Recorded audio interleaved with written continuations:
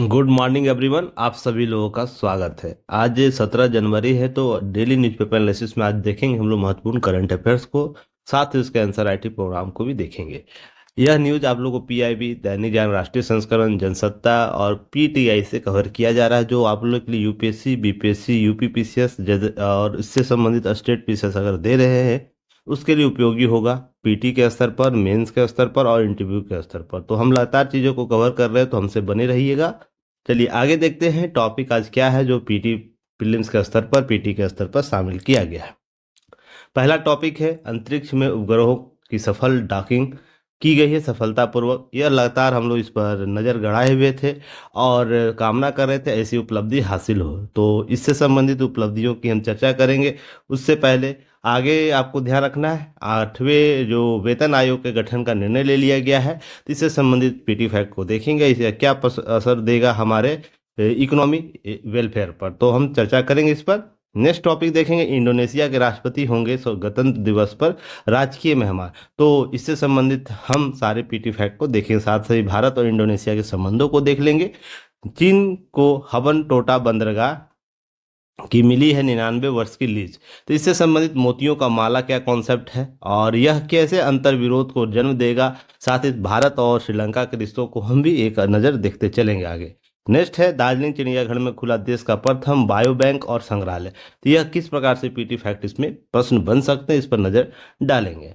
Next topic mains में हम आते हैं, तो देखते हैं पहला टॉपिक इस पर चर्चा होगी जिस पर दुष्प्रचार पर नियंत्रण के लिए ठोस व्यवस्था की बात की जाती है। जैसे सोशल मीडिया अकाउंट होता है, सोशल मीडिया प्लेटफॉर्म, वहाँ पर हम दुष्प्रचार करते, किसी की भी व्यक्तिगत पहचान को हम सार्वजनिक कर देते हैं या इस प्रकार की कुछ ऐसी कृत काम कर देते हैं जिससे जिससे ना नियंत्रण अर्थात अफवाहों का बाजार खुल जाता है और किसी व्यक्ति की सामाजिक, आर्थिक और राजनीतिक रूप से उसकी क्या होती है, पहचान खराब होती है या उसका स्वाभिमान के संदर्भ भी प्रश्न होता है। तो सोशल मीडिया प्लेटफॉर्म को कैसे नियंत्रित की जाए, इससे संबंधित महत्वपूर्ण चीज़ों पर आज चर्चा होगी। तो लगे लगे हाथ चीज़ों को समझने का प्रयास कीजिएगा कि अनुमान का आधार क्या होता है। साथ ही यह भी एक ऐसे का टॉपिक है जिसमें हम किसी के प्रति ना क्या कर लेते हैं, अनुमान लगा लेते हैं पॉजिटिव में या नेगेटिव में।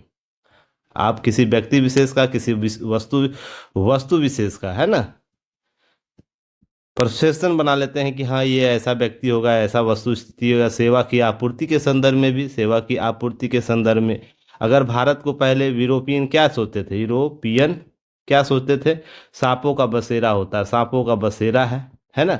कोई एक झुंड आया होगा, सांपों का बसेरा देख लिया होगा, वही अफवाह लेकर चला गया यूरोप में और वही लोकोक्तियां बनता चला गया। पूरा भारतीयों को उसी आकलन से देखने लगा। तो अब अनुमान से क्या होता है, किसी के व्यक्ति विशेष की पहचान समाप्त हो जाती है, उसकी वस्तुनिष्ठता समाप्त हो जाती है, उसकी सार्वजनिकता समाप्त हो जाती है। तो इसी संदर्भ में आज हम समझेंगे अनुमान का आधार एक व्यापक कॉन्सेप्ट कैसे लेकर आता है। यहाँ से बहुत से कॉन्सेप्ट को क्लियर करेगा आज। तो इस सारे ऐसे के जो एडिटोरियल का पार्ट है उस पर हम आज चर्चा करेंगे, परिचर्चा करेंगे।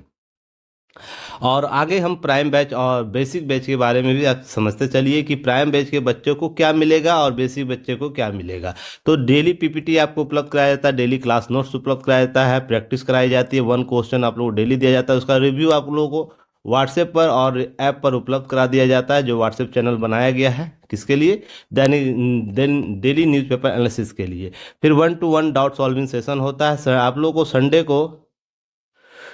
को आपको गूगल मीट है, तो आप लोग जरूर शामिल होने का प्रयास कीजिएगा। टाइमिंग आपको बता दिया जाएगा, तो चीज़ों को हम कवर करेंगे। आंसर राइटिंग और आपको फॉर्मेट दिया जाता है, उसका जो क्वेश्चन होता है उसका फॉर्मेट उपलब्ध कराया जाता है। ये सारी सुविधाएं आपको युक्ति है इसके ऐप पर उपलब्ध कराई। तो वहीं आपको बेसिक बैच के बच्चे को केवल पीपीटी उपलब्ध कराए, जो क्लास के बाद अपलोड कर दिया जाता है। आप इसके जो भी उपलब्ध आपको दी जाती है प्राइम बच्चों को, वो उपलब्ध नहीं होगी या बिल्कुल या यूट्यूब पर चैनल पर फ्री या उपलब्ध कराया जाता है। तो आप इसे जरूर देख सकते हैं। अगर हम प्राइम बैच के बच्चों की फ़ी की बात करें तो मात्र 599 में आपको 365 दिन उतनी सुविधाएं दी जाएगी जहां कोई और नहीं दे रहा होगा।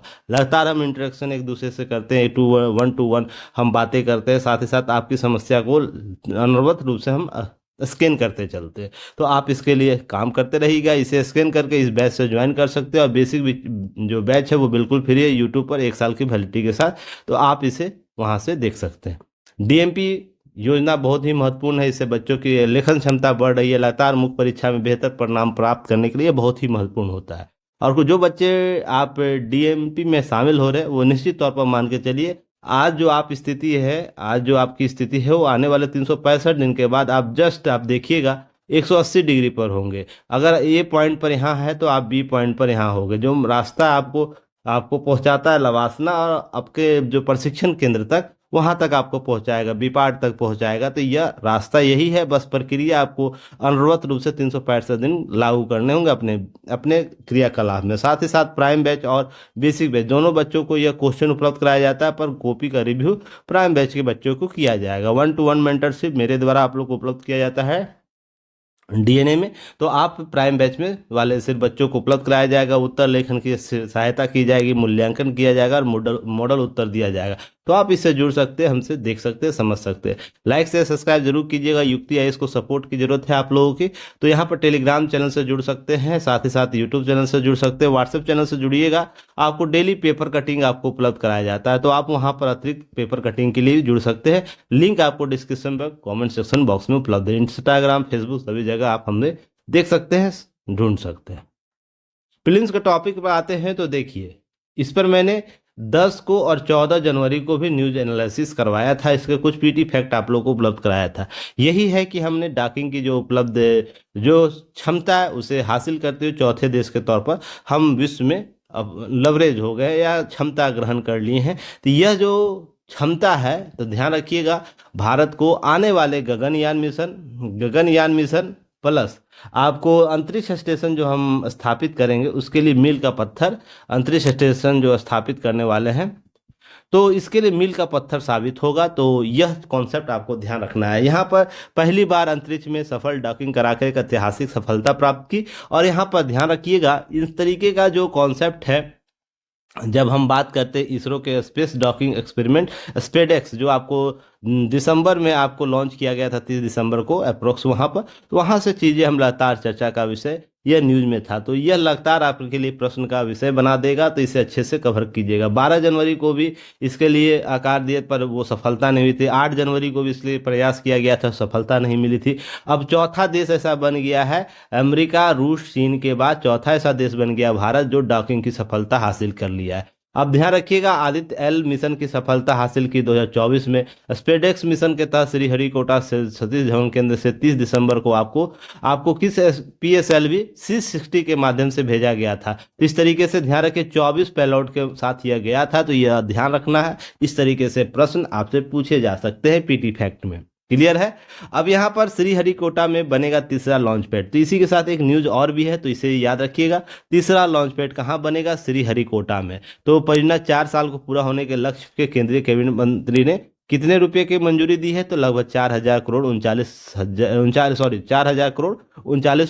का अब ध्यान रखिएगा, श्रीहरिकोटा आंध्र प्रदेश में तीसरा लॉन्च पैड स्थापित करने कैबिनेट ने निर्णय लिया है। अब देखिए, लगातार उपलब्धियां हासिल होती है ना किसी संस्थान को, तो एनर्जेटिक संस्था भी हो जाता है। देखिए, लगातार सफलता के बाद हमें क्या दिया जा रहा है? इसरो को फंड रिलीज किया जाता है। इसरो का अपना भी वाणिज्यिक संस्थान है। उसका संस्थान का नाम बताइए, जो पैसे का विपणन करता है, लॉन्च उसके सामने लाता है, किस देश के उपग्रह को लॉन्च करना है, वाणिज्यिक रूप से काम करता है। उस पर मैं पहले भी चर्चा कर रखा है, तो मुझे बताइएगा। तीसरे लॉन्च पैड है में नेक्सस जनरेशन का लॉन्च व्हीकल आपको शामिल किया जाए, डिजाइन किया गया, ये सब बातें की गई है। अब तक श्रीहरिकोटा से 99 प्रक्षेपण हुए हैं। इन्हीं नई पीढ़ी की नेविगेशन उपग्रह जियो सिंक्रोनस लॉन्च व्हीकल मार्क 2 का प्रक्षेपण जल्द होगा। इसी तरीके से 100वां प्रक्षेपण होगा, यह श्रीहरिकोटा से 100वां प्रक्षेपण होगा।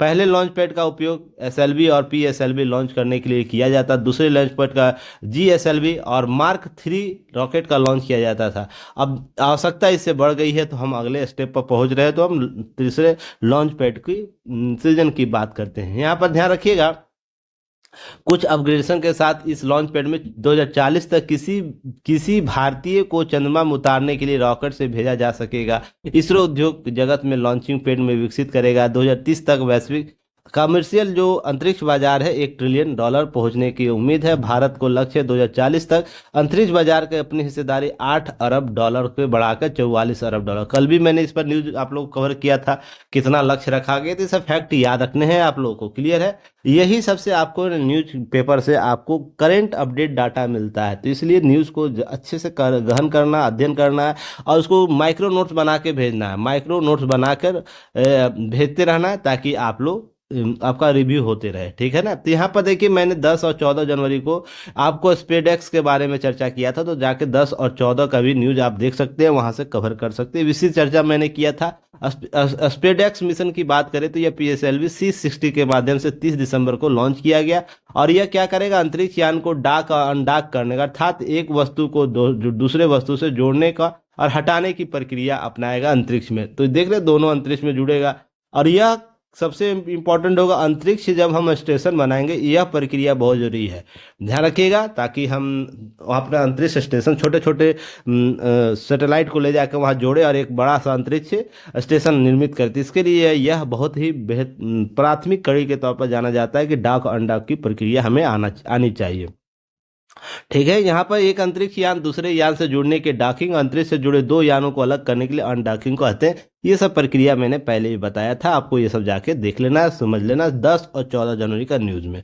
अगर हम इसे एक प्रश्न बनाए अभी हाल के जो घटनाक्रम हुआ है, तो निम्नलिखित कथनों पर विचार करें और सही कथन कौन सा है। तो भारत में अभी तक अंतरिक्ष में स्वचालित डॉकिंग तकनीक का प्रदर्शन नहीं किया है। क्या यह कथन सही है, गलत है? अमेरिका 1966 में अंतरिक्ष में डॉकिंग क्षमता का प्रदर्शन करने वाला देश का पहला देश बना था। वहीं चीन पहली बार 2011 में तियोंग जोंग फर्स्ट के साथ मानव रहित अंतरिक्ष यान को डॉकिंग करने की तकनीक को प्रदर्शन किया। उपरोक्त में कौन सा कथन सही है, क्लियर है? तो आपको यह बताना है कथन के तौर पर 1 और 2, 2 और 3, केवल 1 और 3 और 1, 2, 3, मुझे यह कथन बताना है, कौन सा सही होगा कमेंट सेक्शन में उत्तर बताइएगा, ठीक है। चलिए आगे बात करते हैं, प्रश्न के तौर पर दूसरे प्रश्न पर आते हैं, दूसरे टॉपिक पर आते हैं। तो देखिए 8वां वेतन आयोग का गठन का निर्माण किया गया है।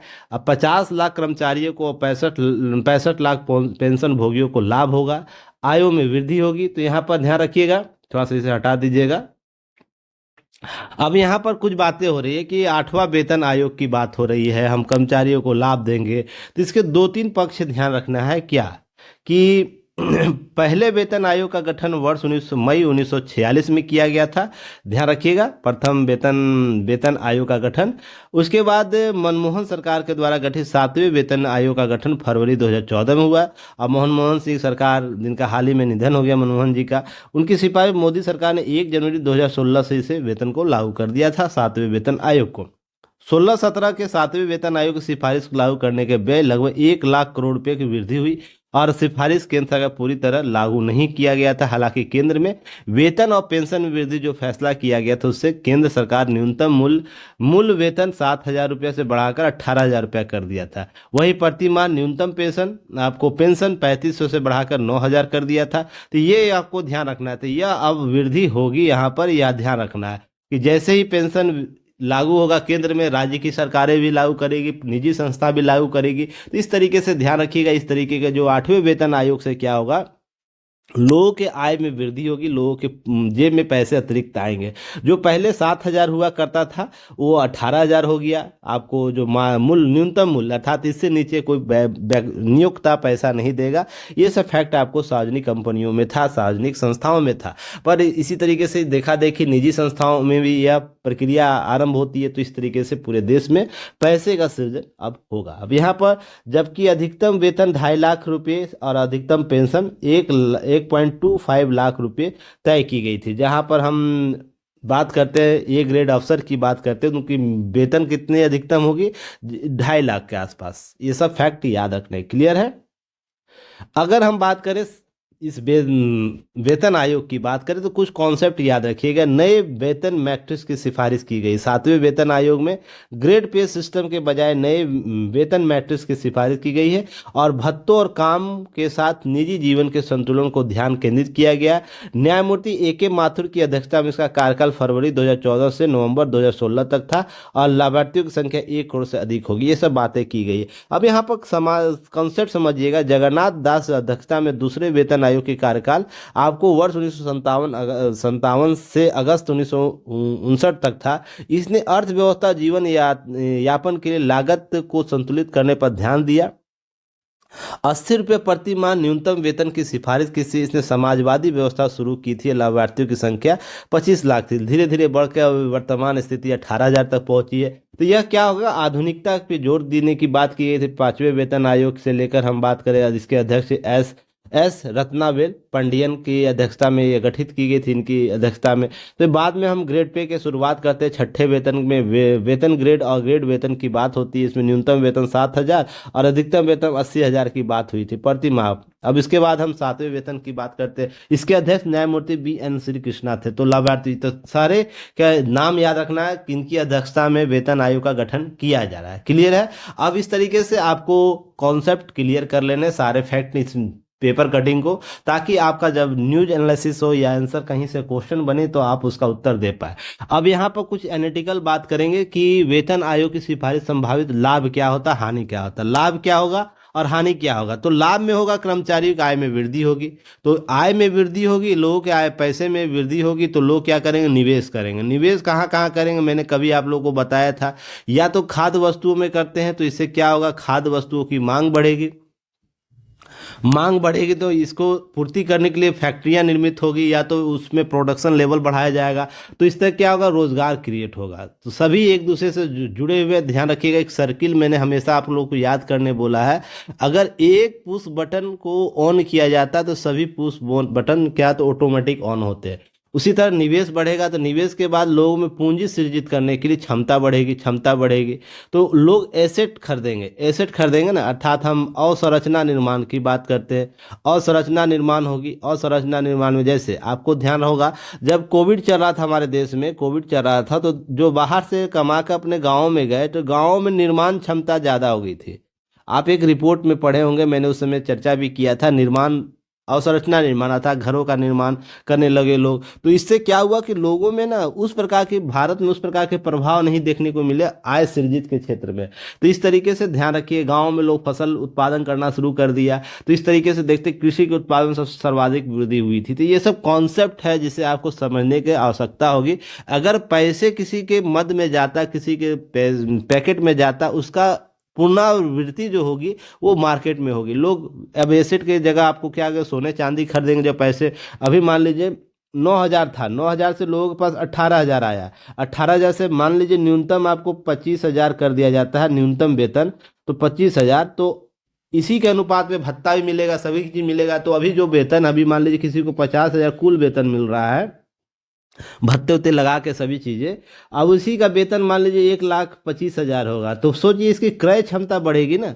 क्रय क्षमता बढ़ेगी तो क्रय क्षमता बढ़ेगी तो क्या होगा, वो लग्जरियस वस्तुओं को खरीदेगा, अपनी पूंजी निवेश करेगा, साथ ही अन्य विकल्पों की तलाश करेगा। तो मार्केट में ही वो पैसा आएगा ना, प्रत्यक्ष या अप्रत्यक्ष रूप से। तो मार्केट मजबूत होगा। ये कॉन्सेप्ट ध्यान रखिएगा, आपको यहाँ से प्रश्न पूछा जा सकता है। तो इसी के बाद जब कर्मचारियों का आय में वृद्धि होगा, क्रय शक्ति में वृद्धि होगा, बड़ी आय से उनके क्रय शक्ति वृद्धि हो, जिसके उपयोग बढ़ोतरी होगी, ये अर्थव्यवस्था की मांग को प्रोत्साहित करेगा। पेंशन भोगियों का राहत होगा। पेंशन की वृद्धि से सेवानिवृत्त जो कर्मचारी आर्थिक सुरक्षा अधिक मिलेगी। भत्तों का विस्तार होगा। परिवहन, मकान किराया, शिक्षा आदि जैसे भत्तों का क्या होगा, विस्तार होगा। तो इसी के लिए सब एडेड आपको वेतन उसका मिलेगा। कार्य और जीवन में संतुलन का ध्यान रखिएगा। निजी और पेशेवर जीवन में क्या हो, संतुलन होगा। और सरकारी कार्य में उत्पादकता, सरकारी कार्य में प्रोत्साहन आधारित संरचनाओं, कर्मचारियों कार्य क्षमता, उत्पादकता में सुधार होता है। ये सब कॉन्सेप्ट आपको देखने को मिलेंगे। अब वहीं हानि की बात कर ले हम, वित्तीय भार केंद्र और राज्य दोनों पर पड़ेगा, क्योंकि केंद्र लागू करेगा तो उसी को देखा देखी राज्य भी करना पड़ेगा, क्योंकि कर्मचारियों की मांग बढ़ जाएगी, नहीं तो धरना प्रदर्शन स्टार्ट हो जाएगा। तो राज्यों की सरकारों को भी ऑटोमेटिक माननी होती है बात। अब राज्य और केंद्र मानेगी तो निजी संस्थानों को भी करना होगा, क्योंकि निजी सेक्टर भी सार्वजनिक संस्थाओं से बाहर नहीं है, केंद्र के अधीनस्थ कार्य के तौर पर काम करते हैं। भले वो वो क्या करते हैं, अलग रूप से अपना कार्य और दायित्व का निर्वहन करते हैं, पर आपको नैतिक जिम्मेदारी बन जाती है, नैतिक जिम्मेदारी तो ऑटोमेटिक आपकी वृद्धि की जाएगी, अनुपातिक वृद्धि की जाएगी, ये ध्यान रखिए। कोई हालांकि या कोई सरकार द्वारा निर्देशित नहीं होती है, पर नैतिक जिम्मेदारी कंपनियों पर बन जाती है कि जब राज्य और केंद्र सरकार की संस्थाएं कर रही है तो हमारी संस्थाओं को भी करना हो, क्योंकि सोशल जस्टिस नाम का भी एक कॉन्सेप्ट होता है। क्लियर है? तो यहाँ पे याद रखिएगा, वहाँ भी अनुपातिक रूप से वृद्धि होगी। अब राजकोषीय घाटा इससे बढ़ जाएगा, जब इतना वित्तीय लेन देन बढ़ेगा, एकाएक बढ़ेगा, लोगों को पैसे कहीं तो वो कर्ज लेकर या तो अन्य एसेट का निर्माण करना पड़ जाए, तो राजकोषीय घाटा वृद्धि होगी, मुद्रास्फीति बढ़ जाएगी, रिजर्व वेतन की वृद्धि, उपभोक्ता मांग बढ़ सकती है, जिससे मुद्रास्फीति में इजाफा होगा, खाद्य वस्तुओं का मूल्य बढ़ जाएगा। तो ये सब कॉन्सेप्ट समझने का प्रयास कीजिए। जो पहले 1 रुपये 25 पैसे का चॉकलेट मिलता था, आज वही चॉकलेट आपको याद होगा, डेयरी मिल्क में आपको किशमिश बार का नाम सुने होंगे, है ना, वो अभी मिल रहा है 5 से 10 रुपया में। पहले के 1 रुपया में वो मिला करता था। सोच लीजिए अनुपातिक रूप से बढ़ा कितना है। तो इसी तरीके से समझने का प्रयास कीजिएगा। तो जैसे ही लोगों के जेब में पैसा आता है, खाद्य वस्तुओं का मूल्य भी वृद्धि होता है, और संरचना निर्माण के जो एसेट का जो सामग्री है, उसका भी क्या होता है, मूल्य बढ़ जाता है। इस तरीके से निजी क्षेत्र में असंतोष होगा, राज्य सरकारों में दबाव बढ़ेगा, अंतर्राष्ट्रीय अर्थव्यवस्था पर दीर्घकालिक प्रभाव देखने को मिलेगा। अर्थात भुगतान केवल वेतन भुगतान पर अधिक खर्च करती है, विकासात्मक परियोजनाओं को कम बजट करती है। तो इस तरीके से हम क्या करेंगे, असंतुलन की स्थिति, आर्थिक विकास कहीं ना कहीं धीमा होगा, क्योंकि अभी भी पेंशन में सर्वाधिक पैसे दिए जाते हैं। ऐसा फैक्ट याद रखने। क्लियर है? चलिए, इससे संबंधित एक प्रश्न बना लीजिए, आप लोग विचार कीजिए इस कथन पर, कौन सा कथन सही है। 7वें वेतन आयोग ग्रेड पे सिस्टम के बजाय नए वेतन मैट्रिक्स की सिफारिश की गई थी। 6ठे वेतन आयोग के न्यूनतम वेतन 7,000 रुपये और अधिकतम वेतन 80,000 रुपये प्रति माह निर्धारित किया गया था। 7वें वेतन आयोग की लाभार्थियों की संख्या 6ठे वेतन आयोग के लाभार्थियों की तुलना में कम थी, और 6ठे वेतन आयोग का कार्यकाल न्यायमूर्ति बीपुर कृष्णा के अध्यक्षता में 2006 से 8 तक थी। उपरोक्त में कौन सा कथन सही है? आपको 1 2 2 4 1 2 3 1 2 4 और 1 2 3 4, तो सही कथन मुझे बताइएगा। आप कमेंट सेक्शन में इसका इंतजार करूंगा मैं। सभी बच्चे उत्तर देने का प्रयास करेंगे। क्वेश्चन का लेवल हाई है, पर ध्यान रखिए इसी प्रकार के अभ्यास करने से आप 1 शॉर्ट क्वेश्चन भी हल कर लेंगे। क्लियर है? तो यहाँ पर हम बात कर लेंगे। अगले टॉपिक पर आते हैं। इंडोनेशिया के राष्ट्रपति होंगे गणतंत्र दिवस के राजकीय मेहमान। हर साल 26 जनवरी को गणतंत्र दिवस मनाने के अवसर पर किसी न किसी देश के राष्ट्राध्यक्ष को सम्मान दिया जाता है, राजकीय सम्मान के तौर पर।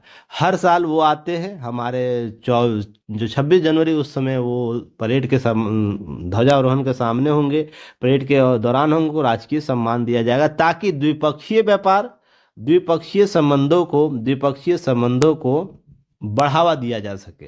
इसमें व्यापार भी शामिल होता है, संस्कृति भी शामिल होता है, राजनीतिक परिप्रेक्ष्य भी देखने को मिलता है, सामाजिक जीवन भी आपको देखने को मिलता है। सभी में आपको बदलाव होते हैं, ताकि रिश्तों को बेहतर आयाम दिया जा सके। अब इस साल इंडोनेशिया को क्यों चुना गया? तो ध्यान होगा, पिछले साल आप लोगों को आसियान शिखर सम्मेलन आयोजित किए गए थे, ठीक है ना। तो भारत के व्यापक अवधारणा को, कॉन्सेप्ट को दिया गया था। अभी हाल ही में आसियान ने नया FTA किया है चीन और अन्य देशों के साथ मिलकर, है ना। आसियान संगठन जो है दक्षिण पूर्व एशिया के जो देश हैं उनके द्वारा। तो क्या होता है कि हम आर्थिक रूप से कमजोर ना हो जाए, तो सबसे महत्वपूर्ण, इस रीजन के सबसे महत्वपूर्ण देश को अपने द्विपक्षीय संबंधों को बेहतर कर देना, ताकि हम संतुलन को स्थापित कर सके। FTA का जो लाभ चीन और उसके देशों को, संबद्ध देशों को हो रहा है, तो वही लाभ समतुल्य में इसे मिले, और अपने द्विपक्षीय संबंधों, बहुपक्षीय मंचों पर अपनी बातों को बेहतर तरीके से रख सके। साथ ही साथ हम जो भू राजनीति का कॉन्सेप्ट है उसको संतुलित कर सके। इसलिए इंपॉर्टेंट है कि हम उस राष्ट्र को हर बार चुनते हैं जो अंतर्राष्ट्रीय गतिविधियों में, राष्ट्रीय परिप्रेक्ष्य में सबसे महत्वपूर्ण होता है। तो इसे ध्यान रखिएगा। पिछले साल कौन थे, कमेंट सेक्शन में मुझे बताइएगा कौन आए थे आपको 75वें गणतंत्र दिवस के अवसर पर। अब 76वें जो गणतंत्र दिवस है 26 जनवरी को 2025 के अवसर पर राजकीय सम्मान होंगे। PM नरेंद्र मोदी आमंत्रण इंडोनेशिया के राष्ट्रपति ने स्वीकार कर लिया। 25 से 26 जनवरी 2 दिवसीय दौरे पर नई दिल्ली आएंगे। इस दौरान PM मोदी और द्विपक्षीय वार्ता होगी, और राष्ट्राध्यक्ष के तौर पर भारत के राष्ट्रपति से भी मिलेंगे ये। और राष्ट्रपति जो इंडोनेशिया के प्रोबो सुबियांतो, वो राजकीय दौरे पर आएंगे। तो इनका नाम जरूर याद रखिएगा। आपको इस साल के किसी न किसी एग्जाम में, किसी न किसी प्रश्न के तौर पर दिख ही जाएगा। ठीक है, वो अक्टूबर 2024 में ही इंडोनेशिया के नए राष्ट्रपति निर्वाचित हुए, तो हाल के निर्वाचित राष्ट्राध्यक्ष है इंडोनेशिया के। तो इस तरीके से याद रखिएगा, उनकी यह पहली भारत यात्रा होगी। वही विदेश मंत्रालय इस आवागमन को लेकर बहुत ही एक्साइटेड है, ताकि संबंधों को बेहतर किया जाए। भारत की एक्ट ईस्ट पॉलिसी नीति हिंद प्रशांत क्षेत्र में नीति इंडोनेशिया तक अहम साझेदार है। हम आसियान संगठनों की बात कर ले, दक्षिण पूर्व एशिया में परस्पर द्विपक्षीय संबंधों की बात कर ले, क्वाड में जो हिंद महासागर कॉन्सेप्ट दिया जाता है, या हिंद प्रशांत क्षेत्र में जो अन इंडो पैसिफिक संगठन है, उसमें इंडोनेशिया के योगदान और भारत के योगदान एक साथ देखने को मिल जाते हैं। वहीं पर विभिन्न पहलुओं पर वैश्विक मुद्दों पर बात होगी। और मिसाइल, जो ब्रह्मोस मिसाइल है, सिस्टम को आपूर्ति सहमति की संभावना जताई जा सकती है। तो हमारा जो अंतरिक्ष प्रौद्योगिकी है उसको हस्तांतरित करने की बात होगी। हम मिसाइल देंगे उसे, प्रौद्योगिकी नहीं देंगे, यानी बनाने का कला नहीं देंगे, पर हम ब्रह्मोस देंगे। तो यहाँ ध्यान रखिए, इस तरीके से नियम कानून बन सकते हैं, या एमओयू साइन हो सकता है। इस तरीके से आपको ध्यान रखना है, इस तरीके से मजबूत हो जाएगा। अब दक्षिण पूर्व एशिया का जो यह देश है, सबसे ध्यान रखिएगा, इंडोनेशिया में कितने द्वीप है, सबसे पहले पीटी फैक्ट में मुझे बताइएगा। ये सब पहले आपको ऑब्जेक्टिव क्वेश्चन टाइप के पहले भी पूछे जाते रहे, तो PYQ से क्वेश्चन निकाल लीजिएगा। ठीक है, अब यहाँ पर ध्यान रखिएगा, एक चीज याद रखिएगा, जब हम इंडोनेशिया की बात करते हैं तो ध्यान रखिएगा, जब हम मलक्का जल संधि से होते हुए अंदर जाते हैं, दक्षिण पूर्व एशिया के देशों के साथ संपर्क स्थापित करते हुए चीन की ओर जाते हैं, जापान की ओर जाते हैं, तो बहुत ही महत्वपूर्ण मार्ग यह होता है, अंतर्राष्ट्रीय जल मार्ग है, जहां से आवागमन आपको लेन देन अंतर्राष्ट्रीय व्यापार से होती है। इसके बीच जो देश शामिल है उस पर हमारे संबंध बेहतर होने चाहिए, इसलिए इंपॉर्टेंट है यह देश। साथ ही साथ याद रखना है इसके अतिरिक्त कि बदलाव के पक्ष क्या है, तो सामरिक और रक्षा सहयोग इंडो पैसिफिक रणनीति के तौर पर, सामरिक और रक्षा सहयोग सैन्य समझौते, जहां पर गरुड़ शक्ति आपको किया जाता है, संयुक्त सैन्य अभ्यास है, नियमित अवैध सुरक्षा, समुद्री सुरक्षा के बीच में सहयोग किया जाता है। रक्षा उपकरण प्रौद्योगिकी, भारत ने इंडोनेशिया के साथ रक्षा उपकरणों की आपूर्ति के लिए दोनों देशों के रक्षा उत्पादन संयुक्त साझेदारी की है। वहीं इंडोनेशिया का नुंटना द्वीप श्रृंखला पर चीन के दावों के बीच भारत ने अपनी समुद्री साझेदारी मजबूत कर ली है। इस तरीके से इंडोनेशिया पैसिफिक स्थिरता की बात करता है, सुरक्षा की बात करता है, ये सब फैक्ट याद रखने क्लियर है। अगर हम आगे बात करें, दोनों देशों के बीच आर्थिक सहयोग की बात करें, तो व्यापार और निवेश की बात हो रही है। मेक इन इंडिया इंडोनेशिया 4.0 की बात हो रही है, जहां पर 2025 तक द्विपक्षीय व्यापार 25 बिलियन से अधिक हो गया। यह फैक्ट याद रखना है। वित्तीय वर्ष 2024-25 तक की बात हो रही है। अब यहाँ पर भारत इंडोनेशिया में पाम ऑयल, कोयला, प्राकृतिक गैस का बड़ा आयातक है, जबकि इंडोनेशिया भारतीय IT और फार्मास्यूटिकल्स का आयात करता है। ये सब चीजें याद रखिएगा। वही भारत और इंडोनेशिया ने अपने मैन्युफैक्चरिंग और डिजिटल इकोनॉमी विकास के लिए साझेदारी की है। Free trade agreement FTA, Bharat ASEAN FTA के तहत व्यापार में वृद्धि हुई है। अब ध्यान रखिएगा, फ्री ट्रेड एग्रीमेंट भारत पहले से ही कर रखा है आसियान के साथ, पर ध्यान रखिए जो आसियान चीन के साथ जो संबंध स्थापित करना चाह रहा था FTA के माध्यम से, वो नहीं हो सका। भारत उसमें भागीदार नहीं है। ये सब फैक्ट याद रखिएगा। क्लियर है।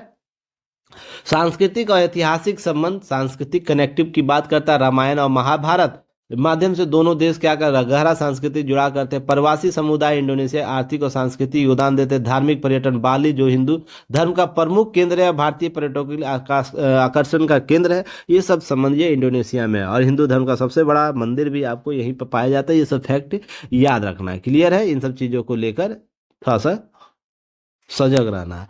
अब हम पर्यावरण और जलवायु सहयोग में हरित ऊर्जा की बात करते हैं, तो हरित ऊर्जा विशेषकर सौर ऊर्जा सहयोग बढ़ाने के लिए साझेदारी, Bharat Indonesia blue carbon initiative जो है तहत समुद्री पारिस्थितिकी को रक्षा के लिए दोनों देश आपसी साझेदार करते हैं। आपदा प्रबंधन 2025 में दोनों देश आपदाओं के निपटने आपदा प्रतिक्रिया पर स्थापित की है, तो प्रक्रिया तंत्र देता है। तो इस तरीके से याद रखना, आपदा प्रतिक्रिया तंत्र प्रबंधन 2025 की भी बात होती है। भू राजनीति सहयोग की होती है, तो चीन की बढ़ती शक्ति का जवाब, चीन के विस्तारवादी नीतियों को मैच देने भारत और इंडोनेशिया सामरिक साझेदारी को मजबूत की है। मलक्का जल संधि जो वैश्विक बाजार के लिए महत्वपूर्ण है, दोनों के बीच सहयोग प्रमुख क्षेत्र है। आसियान, भारत इंडोनेशिया आसियान का सबसे बड़ा सदस्य देश है। भारत आसियान संबंधों को मजबूत करने का प्रमुख भूमिका निभाता है। तो जो मैंने शुरू में इंट्रो में बोला वही सब बातें यहाँ पर है, पर ध्यान रखना ये सब कॉन्सेप्ट से आपसे प्रश्न पूछे जा सकते हैं। चुनौतियां दोनों देशों के बीच क्या, व्यापार असंतुलन का। भारत इंडोनेशिया व्यापार के बीच सबसे बड़ा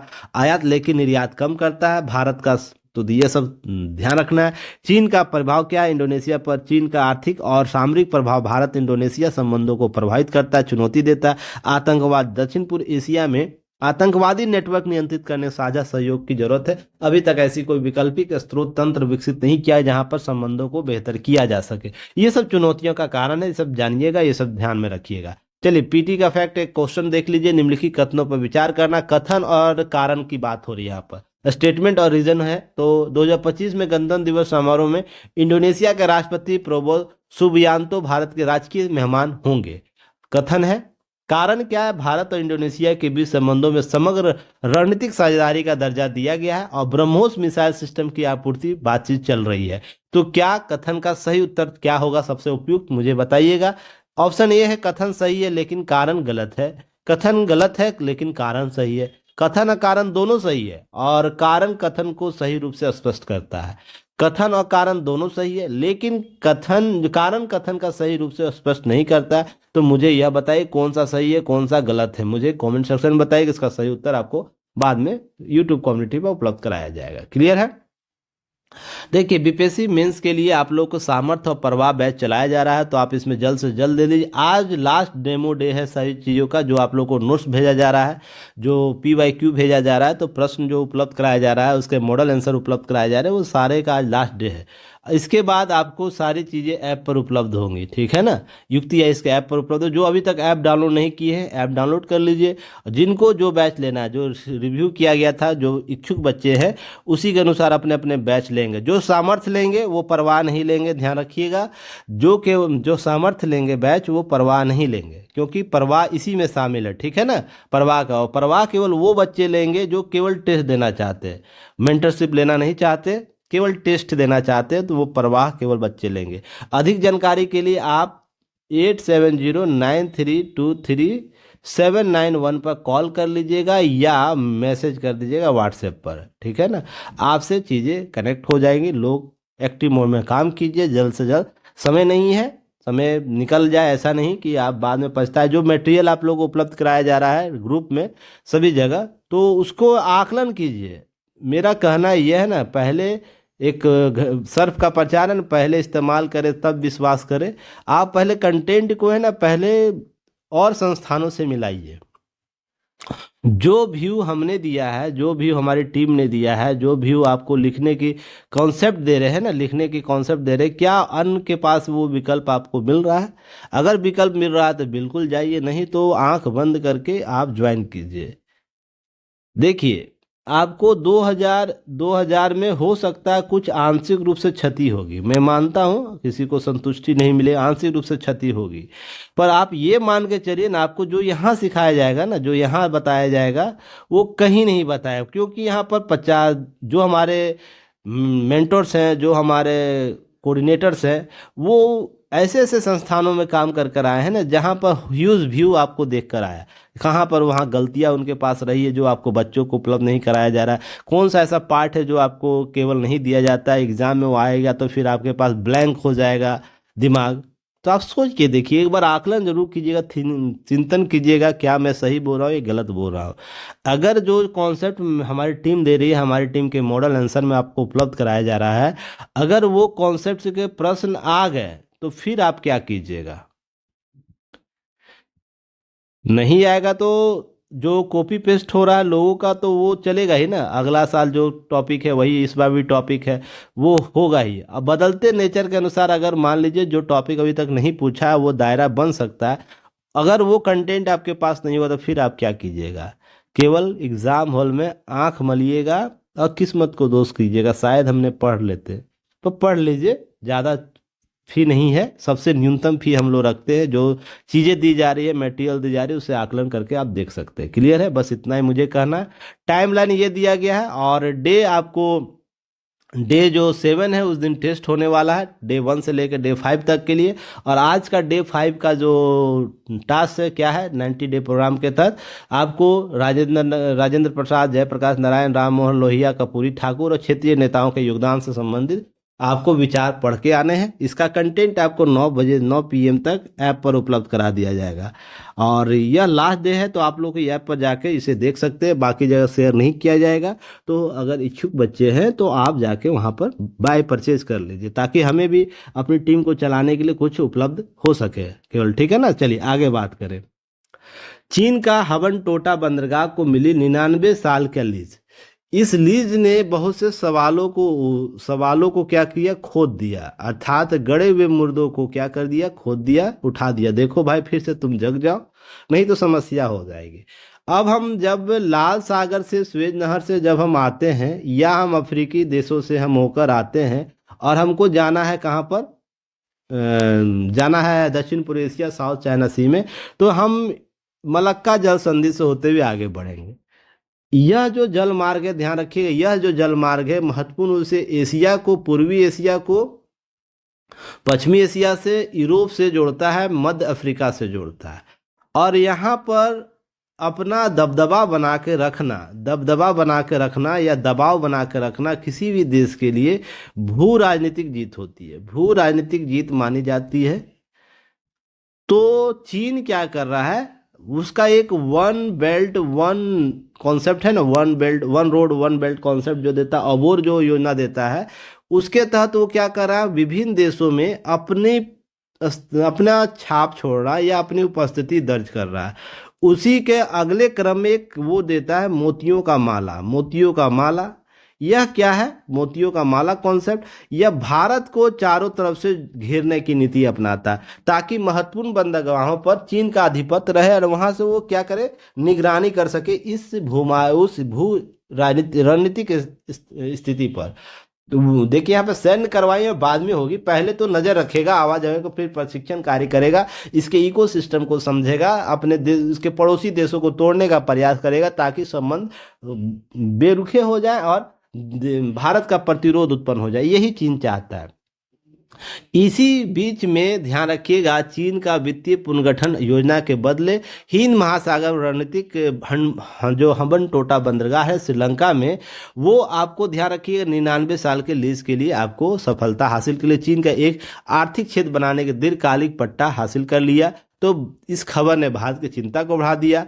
और दिशा नायके जो अभी हाल ही में भारत से होकर गए, वो अब वहां जाकर क्या होते, इस जब विपक्ष में थे तो उस दौरान हम्बन टोटा बंदर के दीर्घकालिक पट्टे के सौदा को आलोचना कर रहे थे, फिर भी आलोचना उन्होंने किया था, ध्यान रखिएगा। अब वो जाते हैं चीन में और इसका क्या करते, समर्थन करते, लीज ही दे देते हैं। श्रीलंका में 2 लाख बैरल क्षमता की तेल रिफाइनरी लगाने के लिए लगभग $3.7 अरब का निवेश की बात हुई। कोई भी देश अपना निवेश की क्षमता को बढ़ाना चाहता है, तो निवेश की क्षमता को बढ़ाने के क्रम में यह संबंध स्थापित कर देता है। उसके प्रतिरोध में दूसरे देश के भी संबंध खराब होते हैं। इन सब चीजों को समझिएगा।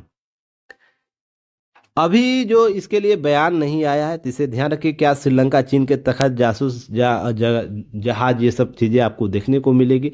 यहीं पर कुछ चीजें याद रखिएगा। हम्बन टोटा बंदरगाह श्रीलंका दक्षिणी तट पर स्थित है, यहाँ पर देख रहे दक्षिणी तट पर स्थित है, और हिंद महासागर क्षेत्र में एक महत्वपूर्ण सामरिक स्थान रखता है। यह बंदरगाह भारत और चीन के बीच भू राजनीतिक प्रतिस्पर्धा और जियो पॉलिटिक्स है उसको प्रभावित करेगा। इसे ध्यान रखिए, विशेष रूप से चीन के belt and road initiative BRI के तहत इसे विकसित किए जाने के बाद यह स्थिति उत्पन्न हो रही है। ये सब चीजें ध्यान रखिएगा। भारत की रणनीति क्या होगी इसके संदर्भ में, सॉफ्ट पावर का उपयोग भारत करता है। भारत की रणनीति क्या होती है, पड़ोसी देशों के साथ बेहतर संबंध स्थापित करने के लिए सॉफ्ट पावर, वित्तीय सहायता देता है, कनेक्टिविटी में सुधार करता है, डिप्लोमेसी में वार्ता करता है। फिर सर्वप्रथम पड़ोस नीति अर्थात नेबरहुड फर्स्ट पॉलिसी के तहत भारत की प्राथमिकता अपने पड़ोसी देशों के साथ मजबूत संबंध को बनाना होता है। यह नीति प्रधानमंत्री नरेंद्र मोदी के सरकार में विशेष दौर से रूप में चर्चा आई। इसका उद्देश्य व्यापार, सुरक्षा, आपसी सहयोग, विकास के क्षेत्र में आपसी संबंधों को प्रगाढ़ करना इसका मुख्य उद्देश्य होता है। पर यह चिंता का विषय है और यह प्रश्न चिन्ह इस हम्बन टोटा बंदरगाह के बाद उठ खड़ा होता है कि भारत का पड़ोस नीति क्या पुनः उस पर विचार करने की आवश्यकता है इस संदर्भ में, क्योंकि हम क्या उस वसुधैव कुटुंबकम की नीति पर अपना के चल सकते हैं, फिर पंचशील समझौते पर चल सकते हैं, या हमारा प्रथम पड़ोस नीति है वो कॉन्सेप्ट क्या वर्तमान के लिए प्रासंगिक है या उसमें बदलाव करने की बात है। तो आपसे यहाँ से प्रश्न बनाए जा सकते हैं इंटरव्यू में और मेंस में, ये चीजें याद रखिएगा। अगर मोतियों की माला की हम बात करें तो ध्यान रखें, स्ट्रिंग ऑफ पर्ल्स की बात करें तो ध्यान रखना है क्या, ये एक भू राजनीतिक अवधारणा है, क्लियर है, जिसका उद्देश्य आपको चीन हिंद महासागर क्षेत्र में रणनीतिक साझेदारी के लिए किया जाता है। यह वो शब्द उन समुद्री और सामरिक ठिकानों के लिए कि नेटवर्क को संदर्भित करता है जिन्हें भारत के चीन ने भारत के आसपास क्षेत्रों में डेवलप कर रखा है।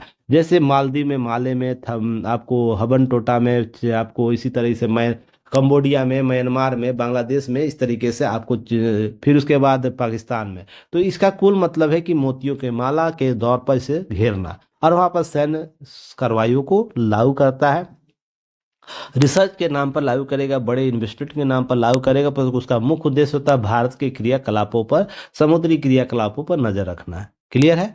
अब यहाँ पर सैन्य और आर्थिक उपस्थिति मजबूती करेगा, भारत को रणनीतिक रूप से घेरने का प्रयास करता है, इसके संदर्भ में ध्यान रखिएगा। अभी हम हवन टोटा बंदरगाह की बात करें, कुछ कुछ मोतियों के माला तक महत्वपूर्ण जो बंदरगाह है जो घेरता है, हवन टोटा उसमें इंपॉर्टेंट है क्योंकि सबसे नज़दीक आपको देखने को मिलता है। चीन का वित्त पोषित करता है। ग्वादर बंदरगाह पाकिस्तान है, जो आपको सी पेक, पाकिस्तान चीन जो गलियारा है, गलियारा जो बना रहा है उस पर देखने को मिलेगा। आपको क्यो कुफू बंदरगाह म्यांमार में है, ध्यान रखिएगा, म्यांमार में आपको क्योफू की बंदरगाह है। अब बंगाल की खाड़ी में चीन की उपस्थिति बढ़ाने के लिए चिटगांव बंदरगाह जो बांग्लादेश में है, और इसी तरह के पूर्वी हिस्से में करीब पहुंचा देता है। मालदीव और सेशल्स के बीच चीन के द्वीपों में भी अपनी उपस्थिति दर्ज कर रहा है। सेशल्स ध्यान रखिए, मालदीव और सेशल्स आपको ध्यान रखिए यहाँ पर। उसके अतिरिक्त अफ्रीकी के देशों में भी यह संबंध स्थापित कर रहा है। तो हिंद महासागर में वो रणनीतिक रूप से मजबूती स्थापित करना चाहता है, और BRI प्रोजेक्ट के तहत वित्तीय जो अनुशासन लागू कर रहा है, वित्तीय पैसे जो दे रहा है लोगों को देशों से, उस प्रलोभन में ये लोग कर देते हैं क्योंकि वित्तीय स्थिति खराब। इसी से एक प्रश्न प्रश्न खड़ा होता है कि चीन का आर्थिक घेराबंदी तो विभिन्न देशों को आर्थिक रूप से इतना कर्जदार बना देता है कि पाकिस्तान जैसी स्थिति हो जाती है। तो वहां पर संसाधनों का नियंत्रण स्थापित कर दे, सरकारों पर नियंत्रण स्थापित कर देता है। तो इस तरीके से आपसे प्रश्न पूछे जा सकते हैं, इसको याद रखना है, क्लियर है। हबन टोटा बंदरगाह का महत्व क्यों है कि सामरिक स्थान के कारण होता है, चीन की उपस्थिति के कारण होता है, 2017 से यह उपस्थिति दर्ज कर रहा है। अब है कि आर्थिक महत्व होता है, यहाँ पर व्यापारिक केंद्र है। भारत के लिए चुनौती क्या है, चीन का सैन्य प्रभाव बढ़ता जा रहा है, हिंद महासागर में शक्ति संतुलन की स्थिति उत्पन्न हो जाएगी, श्रीलंका पर चीन का प्रभाव बढ़ेगा, जिससे हम भू राजनीतिक स्थिति क्या कर सकते हैं, खो सकते हैं। ये सब चीजें आपको चुनौती के तौर पर देखने को मिलेगा। अब भारत की रणनीति और प्रतिक्रिया क्या होगी, तो यहाँ पर ध्यान रखना, सहयोग का प्रयास होगा, कनेक्टिविटी और निवेश में बात होगी, हिंद महासागर में सहयोग की बात होगी, रणनीतिक प्रयास करने की आवश्यकता है। ये सब बातें आपको यहाँ पर देखने को मिलेगा, क्लियर है। इसके अतिरिक्त हम बात करें कि यहाँ पर एक पीटी का प्रश्न पहले ले लीजिए, निम्नलिखित में से किस बंदरगाह को चीन ने श्रीलंका में वित्त पोषित और विकसित किया है, जो भारत के दक्षिण में स्थित एक महत्वपूर्ण रणनीतिक ठिकाना है। ग्वादर बंदरगाह है, हवन टोटा बंदरगाह है, क्या कंफू बंदरगाह है, और चिटगांव बंदरगाह है। तो कमेंट सेक्शन में सही उत्तर बताने का प्रयास कीजिएगा। इस तरीके से प्रश्न भी बनाए जा सकते हैं, क्लियर है, जहां पर लोकेशन से भी प्रश्न हो सकता है, आप हालिया करंट से भी प्रश्न हो सकता है, क्लियर है। तो इस तरीके से प्रश्न पूछा जा सकता है। अब यहाँ पर देखिए, आसान कब हो जाएगा, चीन का या श्रीलंका का नाम दे दिया, अब यहाँ पर हटा दे, श्रीलंका का नाम हटा दे और केवल यह बात लिख दे कि निम्नलिखित में से किस बंदरगाह को चीन ने हाल ही में वित्त पोषित और विकसित किया है, जो भारत के दक्षिण में स्थित महत्वपूर्ण रणनीतिक ठिकाना है। जब नाम हटा देगा ना, यही क्वेश्चन आपके लिए हार्ड हो जाएगा। और यहाँ पर एक क्वेश्चन ऑप्शन एक और डाल दे, दक्षिण में जो स्थित है, जो इसका नाम आपको दक्षिण पूर्व एशिया के तौर पर देख सकते हैं, या तो हम अफ्रीकन कंट्री को डाल देगा। तो आपको समझना है यहाँ पर रणनीति, जब ग्लोब का ज्ञान होगा तभी इसका उत्तर दे पाएगा। तो इस तरीके के प्रश्नों को भी अच्छे से करके जाने की आवश्यकता है, इस पर रिवीजन करके जाने की आवश्यकता है, क्लियर है। आज का प्रश्न ले लीजिए 17 जनवरी का मेंस का प्रश्न, भारत की पड़ोस नीति के परिप्रेक्ष्य में हालिया चुनौतियों को रेखांकित करें। जो पड़ोस नीति में जो हालिया चुनौती उभरी है उसको रेखांकित करें और इसके समाधान के पक्षों को स्पष्ट करें। समाधान के क्या पक्ष हो सकते हैं इसको स्पष्ट करने की बात कर रहा है। तो इस प्रश्न का उत्तर आप लोग जो ग्रुप बनाया गया, पेड ग्रुप के लिए बच्चों के लिए जो बनाया गया है, व्हाट्सएप चैनल उस पर भेज दीजिएगा और ऐप पर भेज दीजिएगा, ताकि ऐप पर सुरक्षित रहे हमेशा आपका कंटेंट, कभी डिलीट ना हो, क्योंकि व्हाट्सएप पर 7 दिन के बाद डिलीट हो जाता है, फिर खोलते रह जाएगा, नहीं खुलेगा। तो इसलिए ऐप पर भेज दीजिएगा ताकि वहाँ आपका जो कंटेंट, आपका आंसर है वो सुरक्षित रहे, क्लियर है। तो आप जो जहाँ आपको लगे बेहतर वो कर सकते हैं। चलिए आगे हम बात करेंगे। ये अगले टॉपिक पे आते हैं तो देखते हैं जो दार्जिलिंग चिड़ियाघर में खुला देश का प्रथम बायो बैंक और संग्रहालय। तो ध्यान रखिए, बंगाल का दार्जिलिंग जो पांड्यू नायडू हिमालयन जूलॉजिकल पार्क में एक महत्वपूर्ण उपलब्धि है। देश का पहला बायो बैंकिंग सुविधा उपलब्ध किया, पशु संग्रहालय स्थापित किया गया जो इस क्षेत्र में एक नया मील का पत्थर है। बायो बैंक का उद्देश्य लुप्त प्राय और महत्वपूर्ण जानवरों के प्रजातियों डीएनए, जीनोम और युग्मक जैसे महत्वपूर्ण नमूनों को एकत्रित करना है। अब भविष्य में इस पर शोध होगा। दार्जिलिंग चिड़ियाघर इसके निदेशक बसराव जो होलेयाची है, उन्होंने बताया कि बायो बैंक की स्थापना केंद्रीय चिड़ियाघर प्राधिकरण की मंजूरी से की गई। यह देश का पहला बायो बैंक संग्रहालय होता है। यहाँ से पीटी फैक्ट तो ऐसे ही बन जाएगा, तो स्टार श्रेणी में से रखिएगा।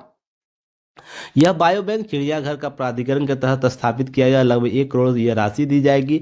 अब यह नमूनों का संग्रह करेगा, जानवरों के नमूनों का संग्रह किया जिसका उपयोग जलवायु परिवर्तन, उत्परिवर्तन, जैव विविधता और अन्य वैज्ञानिक शोध के लिए किया जाएगा। ये सब फैक्ट याद रखना। अब यह ध्यान रखिएगा, संग्रहालय में मृत पशुओं के शव और कंकालों को भी संरक्षित किया जाएगा। देखिए, एक कंकाल सुरक्षित किया गया है और इनकी शारीरिक संरचना आपको बायो बैंक में सुरक्षित जो पशु कंकाल होंगे उसकी शारीरिक संरचना, जैविक विशेषताओं को संग्रहालय पर्यटक के लिए खोला जाएगा। पर्वतीय प्रजातियों के अंग और कंकाल को संरक्षित किया जाएगा। पार्क में लुप्त प्राय प्रजातियों लाल पांडा, हिम तेंदुआ, साइबेरियन बाघ और मिसमी तंकिन जैसी प्रजातियों को शामिल किया गया। तो ध्यान रखिए, इस तरीके से हम उन जो जीव जंतु के प्रजातियों को संरक्षित रख पाएंगे जो जलवायु परिवर्तन के बाद वो खो जाएंगे या खोने की स्थिति में है। तो आईसीयूएन के जो रेड लिस्ट डाटा में अधिकतम संकटग्रस्त है उसको हम इसमें संरक्षित कर सकते हैं, इसे भी याद रखिएगा। क्लियर है? तो इस तरीके से पीटी फैक्ट आपसे प्रश्न पूछा जा सकता है। मेंस के टॉपिक में आते हैं तो देखिए, इंपॉर्टेंट क्या है आपके लिए समझना इंपॉर्टेंट है। आपको यहाँ से नैतिकता के प्रश्न पूछे जा सकते हैं, नैतिकता के प्रश्न पूछे जा सकते हैं। हाल ही मैंने एक स्टेटस लगाया था। चीन के बच्चों को क्या सिखाया जा रहा है? बच्चों को बोला जाता है कि चीन हमारा देश, चीन हमारा प्रतिद्वंदी है, चीन हमसे सशक्त हो गया, मजबूत हो गया है। तो क्यों नहीं होगा? मैं सीधा सा सवाल पूछता हूँ, क्यों नहीं होगा? उसको क्या यह अधिकार नहीं है कि उसे अपना सबसे मजबूत राष्ट्र बनना? बिल्कुल अधिकार, आप में क्षमता था, आप बन जाओ। पर उसके लिए कार्य करने की आवश्यकता, उसके लिए नीतियां बनाने की आवश्यकता, उसके लिए नैतिक जिम्मेदारी लेने की आवश्यकता होती है। ठीक है ना? जिम्मेदारी लेने की आवश्यकता है, तभी कोई राष्ट्र संपूर्ण विश्व पर राज करता है। केवल हवाबाजियां करने से, व्यक्ति विशेष अपने अपने नैतिक जिम्मेदारी को दूसरे पर थोप देने से कोई राष्ट्र, कोई व्यक्ति, कोई समाज मजबूत या स्थिर नहीं हो सकता है। क्लियर? इस चीज़ को तो पहले आप लोग जान लीजिए। अभी ये मैं क्यों बोल रहा हूँ कि कुछ बच्चों को अभी सोशल मीडिया प्लेटफॉर्म चलता है तो हमारे यहाँ नाच गान ये सब देखिए एक पार्ट है जीवन में सक्सेस पाने का, पर उम्र एक कायदा होना चाहिए ना। अभी छोटे छोटे बच्चे को डांस करा दिया जाता है। आपको जब उसको अपने नैतिक जिम्मेदारी समझाने की आवश्यकता, उसको बौद्धिक क्षमता विकास करने के समय होने चाहिए, तो सोशल मीडिया पर ऐसे कंटेंट भरे पड़े हैं जहां पर उनकी विकास के क्रम को, दिशा को, दशा दोनों को बदल देगा। इस कंटेंट के संदर्भ में समझिएगा, हम जब ये दुष्प्रचार पर नियंत्रण इंटरमीडिया सोशल मीडिया प्लेटफॉर्म पर करते हैं जहां पर आर्टिफिशियल इंटेलिजेंस, डीप फेक जैसे फर्जी कंटेंट आपको भरे पड़े हैं, तो वहां पर सोच के देखिए हमारा नैतिक जिम्मेदारी कितना बढ़ जाता है। आपको अभी हाल ही में न्यूजीलैंड अपना एक नियम कानून बना रखा है जहां पर 18 से नीचे वाले बच्चों को क्या किया जाएगा? नहीं दिया जाएगा। तो इस तरीके से समझिए, फोन नहीं दिया जाएगा तो सोशल मीडिया से वो अलग रहेंगे। इस तरीके के कंटेंट जब वो करता है, लागू करता है, तो हमारे देश में क्या इस प्रकार की संकल्पना हो सकती है? अगर प्रतिबंध लगाया जाएगा तो सीधा सा एक विरोध आएगा, सरकार विरोधी हो गई है, लोगों को आज़ादी नहीं देना चाहती है। अरे आज़ादी का खाक क्या करोगे जब आपका आपका अंदर का जो जागीर है, आपके अंदर का जो अस्तित्व है, आपके अंदर का जो सॉवरिटी है, आपके अंदर की नैतिकता जो रथ है वो कहीं समाप्त हो जाए तो फिर क्या करोगे? सिंपल सा लॉजिक ये समझिएगा। अगर हम बड़े विश्व बनना चाहते हैं तो हमारे अंदर के जो जो हमारे सांस्कृतिक विरासत है उसमें मजबूत होना होगा।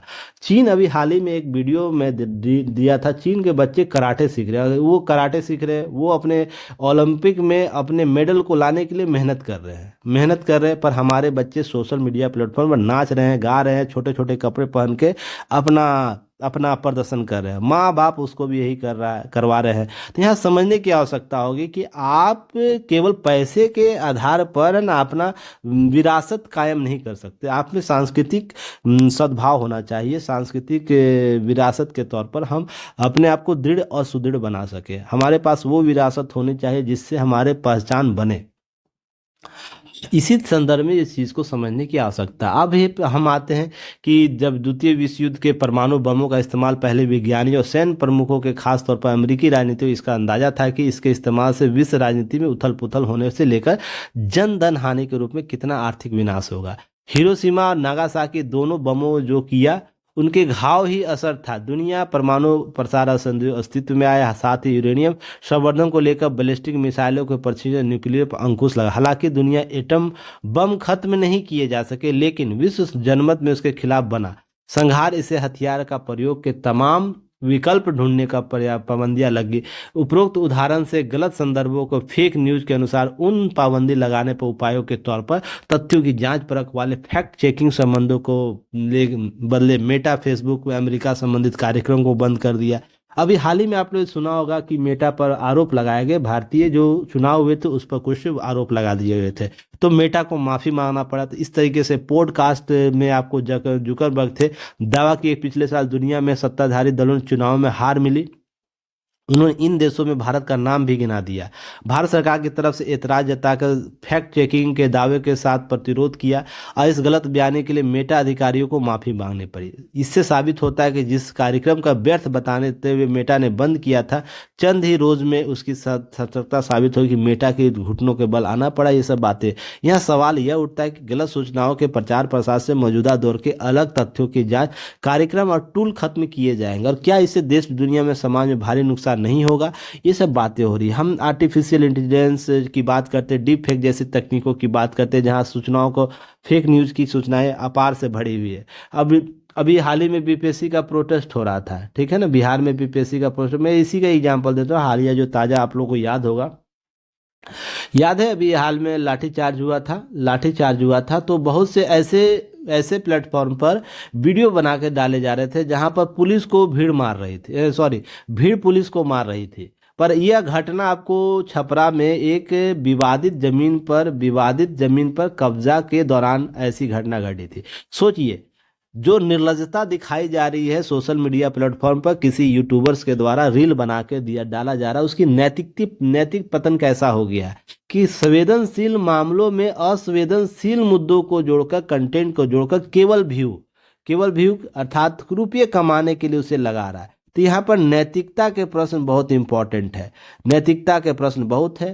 तो यहाँ पर समझिएगा, साथ ही साथ सरकार के पक्ष और विपक्ष में जो बातें होती है, साथ ही भीड़ के उस्कावे का तंत्र विकसित होता, ये कहीं ना कहीं प्रभावित होता है। इसलिए हमारे कंटेंट नैतिक जवाबदेही के साथ होनी चाहिए। मेरा यह भी मानना है, इसी तरीके से मैं काम भी करता हूँ। आप सोचते होंगे कि सर इसका एग्जाम्पल अपने तरीके से कैसे समझा सकते। देखिए, आपका प्रीलिम्स, मेंस और इंटरव्यू है, तीन पायदान है। तो बहुत से लोग पीटी में पैसे बना लेते हैं, पीटी का कंटेंट उपलब्ध करा के, और मेंस नहीं कराते हैं और इंटरव्यू का नहीं कराते हैं। इंटरव्यू में डायरेक्ट आपसे जब आपका मेंस हो जाएगा, अपने बल पर हो जाएगा, उसके अलग कोर्स लेंगे, इंटरव्यू में आके आपको बैनर पोस्टर लगा के लाखों स्टूडेंट से पैसा उगाही कर लेंगे। पर आपको सोच के देखिए, मैं तीनों को एक साथ क्यों लेकर चलता हूं कि मैं यह मानता हूं नैतिक रूप से कि आपकी सफलता का क्रम वो आज से ही है, जारी है। कौन सा कंटेंट पीटी में यूज होगा, कौन सा मेंस में होगा, कौन सा इंटरव्यू में के लिए उपयोगी, या कोई नहीं बता सकता है। वो जब आ जाता है एग्जाम में ना, तब दावा ठोका जाता है कि यह कंटेंट हमने पढ़ाया था। पर कोई माई का लाल ये बता दे नहीं, ये कंटेंट एग्जाम में ही आएगा। तो इस चीज को समझिए, क्लियर है।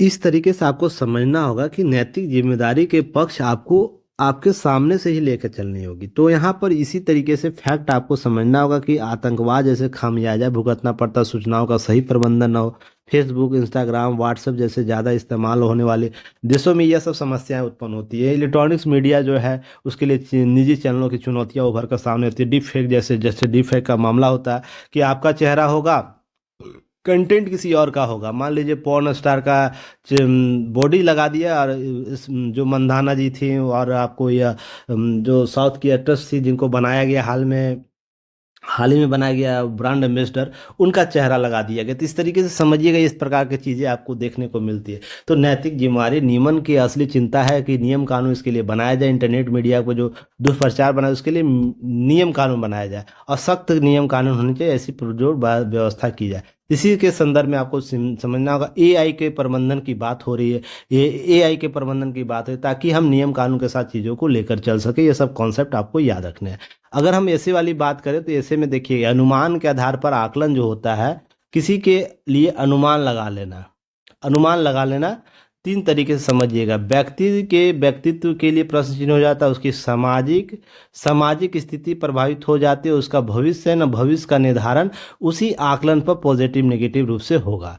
इस तरीके से समझिएगा। तो यह आकलन अनुमान क्या होता है ना, किसी के अस्तित्व और अस्तित्व की समाप्ति की बात कर देता है। इस तरीके से समझने की बात करिएगा आप लोग यहाँ पर अनुमान के आधार पर। मान लीजिए एक प्रिस्क्रिप्शन बना लिया जाए कि आप एक जो एक्स है वाई व्यक्ति के प्रति रुझान रखता है। कोई जेड ने इसकी बात वाई को बोल दिया। अब है रुझान, हो सकता है पॉजिटिव भी हो, नेगेटिव भी बात बोल देगा। अब यह क्या करेगा ना, यह पूरी अपनी कल्पनाओं में इसके लिए नेगेटिव थॉट लेकर आ जाएगा। जब भी इसे किसी रूप से प्रत्यक्ष या अप्रत्यक्ष रूप से मिलेगा, इसको उसी नज़रिए से देखेगा। या हम सिंपल सा लॉजिक लगा दे, एक प्रेमी जोड़ा होता है, ठीक है। अब उसमें मेल है, फीमेल है। अब दोनों अलग हो जाते हैं कुछ वर्षों के बाद। ऐसी स्थितियों में जहां पर उनकी शादी का दौर हो, अलग हो जाते। जब अलग होंगे, मेल फीमेल के प्रति अपनी नेगेटिव व्यू को लेकर जाएगा, मेल, और फीमेल मेल के विरुद्ध लेकर जाएगा, है ना, नेगेटिव व्यू। तो जो मेल और फीमेल का अगला जनरेशन जो होगा, उसी परफेक्शन, उसी अनुमान के आधार पर अपने बच्चों को आकलन करवाएगा। तो इस तरीके से सोचिएगा कि ये एक अनुमान, गलत अनुमान। अब उसके जब तक साथ में था, रिश्ते जो थे सबसे बेहतर थे। पॉजिटिव ही पॉजिटिव वाला खेल चल रहा था। जैसे ही अलग होते हैं तो दोनों के वैचारिक रूप नेगेटिव हो जाते हैं। इसी से समझिएगा, अनुमान जो अगली पीढ़ी का निर्माण करेगा वो क्या होगा, केवल नेगेटिव होगा। वो फीमेल बोलेगी मेल सारा गलत है, बच के रहना, या उस तरीके दूरियां बना के रखना अपने बच्चों। वो उसके बच्चे में मेल या फीमेल जो भी कोई भी हो सकते हैं, मेल वाला फीमेल के प्रति नेगेटिव व्यू देगा। तो इस तरीके से अगले पीढ़ी का निर्माण एक गलत अनुमान के आधार पर उसके अस्तित्व के लिए प्रश्न चिन्ह खड़ा कर देगा, इसकी अपनी पहचान समाप्त कर देगा। यहीं से समझिएगा, ऐसे ही अनुमान आपके लिए अलग अलग कॉन्सेप्ट में डेवलप हो सकते हैं। जैसे अभी हाल ही में एक घटना घटा था, किसी बच्चे को मैंने कॉल किया था, नाम था हमारे स्टूडेंट का ही, गलत से लग गया नंबर। मोबाइल में बहुत से लोगों का होता है, अलग अलग संस्थानों के बच्चों का नंबर है। अब मान लीजिए मुझे संस्थान का ये जो संस्थान है, मान लीजिए सी संस्थान वाले बच्चे को कॉल करना था। तीनों का नाम एक ही है, मान लीजिए एम नाम है। मुझे इस एम को कॉल करना था, गलती से मुझे इस एम को कॉल लग गया। और आप लोग को पता है मैं 7 से 9 के बीच में ही आपको कॉल करता हूँ सारे बच्चों को। तो इस बच्चे का समझिए मुझे लगाना था ये मेरा स्टूडेंट था, और उसने डीएनए के लिए कुछ इशू था उनको। तो मैंने मैसेज किया 7 से 9 के बीच फ्री हूँ, मैं कॉल कर लूँगा। पर मोबाइल में ही नंबर सेम था, मैं नाम से ही लेकर कॉल कर दिया। इस बच्चे ने कैसा आधार मेरा बनाया कि मैं शराबी हूँ, मैं अभद्र भाषा का प्रयोग करता हूँ, साथ ही साथ मैं नशे में आकर अनाप शनाप बोल रहा था। अब सोच के देखिए, मैंने आज तक जीवन में कोई शराब की एक बोतल तक नहीं पिए है, एक बूंद तक नहीं पिया है। हाँ, यहाँ पर समझिएगा, मुझे चिकन और मटन पसंद है तो मैं बहुत खाता हूँ, ये बोलता तो मुझे संतुष्टि भी होती है। और मैंने किसी तक अभद्र भाषा आज तक, खासकर स्टूडेंट और उसके फैमिली तक नहीं किया है। तो सोच के देखिए, केवल एक फ़ोन के गलत मैसेजिंग से, टाइमिंग मान लीजिए मैंने 8 बजे कॉल किया था, तो और वो क्या बोलता है सामने, 10 PM में मुझे कॉल किया गया, इससे जुड़े संस्थान हेड को कॉल कर देता है। अब सोच के देखिए, यहाँ पे मेरी इज्जत प्रतिष्ठा जो दांव पर पिछले 3 साल का दांव पर लगा हुआ था। तो ये सोच के देखिए, इस तरह के अनुमान क्रिएट होते हैं। तो आपको समझना होगा, किसी भी वस्तु स्थिति का आकलन करने से पहले, मान लीजिए कि ऐसा स्थिति आपके बीच होता, आप नियंत्रित कैसे करेंगे, यह सबसे बड़ा मामला है। नियंत्रित कैसे करेंगे, नियंत्रण कैसे करेंगे? सबसे पहले उसको अपनी अपनी पैरामीटर पर नाप, पैरामीटर जो होंगे आपके, उस पर उसको मापिए, मापने का प्रयास कीजिए, ताकि आप क्या कर सके, मापिए तो उसके पॉजिटिव और नेगेटिव दोनों होंगे। कोई व्यक्ति का आचरण एकाएक नहीं बदलता है। अचानक मान लीजिए कल रात तक आपसे अच्छा व्यवहार हुआ, अच्छी बातें हुई, सडनली अगली सुबह तक उसके व्यवहार समाप्त नहीं हो, उसके लिए लंबी एक प्रक्रिया होती है, उसी के बाद उसके आकलन बदल। यह स्थिति है तो आपके पैरामीटर में आप उसका आकलन कीजिए, उसके बाद निर्णय लीजिए, उसके बाद पॉजिटिव नेगेटिव निर्णय लीजिए, उसके बाद उसका इम्प्लीमेंट कीजिए। ऐसा नहीं कि अचानक किसी व्यक्ति विशेष के प्रति, किसी वस्तु के प्रति, किसी सरकार के प्रति आपके आकलन बन जाए। सरकार का विरोध करना है तो क्या करना, पॉजिटिव नेगेटिव एस्पेक्ट पर सरकार को पहले देखिए, परखिए, और अपनी बौद्धिक क्षमता के आधार पर उसका आकलन कीजिए, क्या सही है क्या गलत है, तभी जाकर आप चीज़ों को मॉडिफाई कर सकते हैं। क्लियर, समझ गए? चलिए, इससे रिलेटेड कुछ प्रश्न है तो आप इसे ध्यान से देखिएगा। अनुमान बनाने की प्रक्रिया, इसके आधारों की व्याख्या, अनुमान का आधार का सामाजिक जीवन में क्या स्थान, अनुमान के आधार पर निर्णय लेने की प्रक्रिया, इसके लाभ और हानियों पर विचार, फिर उसके अनुमान का आधार और तर्क के बीच अंतर क्या होता है। ये से संबंधित आपको प्रश्न निबंध के बनाए जा सकते हैं, तो आप इसे जरूर देखिएगा, लिखने का प्रयास कीजिएगा, चीज़ों को कवर कीजिएगा। क्लियर है? चलिए, फिर हम लोग कल एक नए न्यूज एनालिसिस के साथ मिलेंगे। तब तक के लिए धन्यवाद। देखने के लिए, सुनने के लिए, समय देने के लिए आपका कोटि कोटि साधुवाद। चलिए, धन्यवाद। जय हिंद।